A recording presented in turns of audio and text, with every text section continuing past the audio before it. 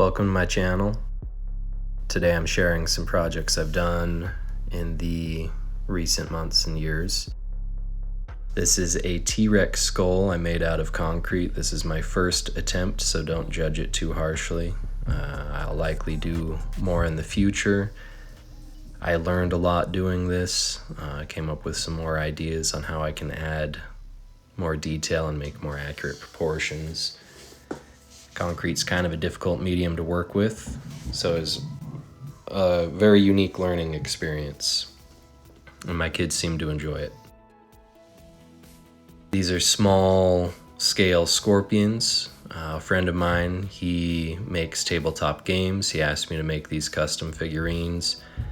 They're about to the same scale as Heroscape or Warhammer 40K.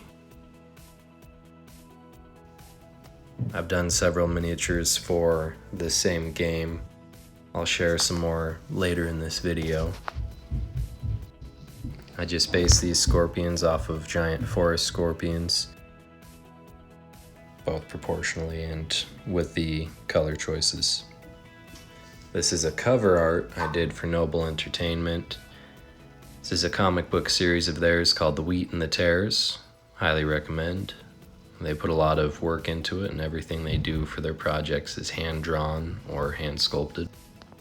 For this project, I was told kind of the basis of the story, some of the themes within it, and I came up with this idea. I was pretty happy with it, although again, I learned a lot with this project. Very rusty, very out of practice. I used Prismacolors and oil pastels. If I were to do it again, I think I could make quite a few improvements. These are more miniatures I made. These are cobras I made for this same tabletop game, based on Egyptian cobras. Again, these are to the scale of Heroscape or Warhammer 40K. This is another cover art I did for Noble Entertainment. It's another comic book series of theirs called The Strangest Harvest. I think they're on part 2 or 3 in the series. Again, very creative. Everything within the comic books is hand-drawn. Everything within the storyline, the world building, it's all original. They come up with their own original stories and artwork, all again done by hand. This was a small figure, again to that same scale, Warhammer 40K Heroscape scale. I was asked to come up with a modified, genetically rare animal. I decided to go with a white rhino.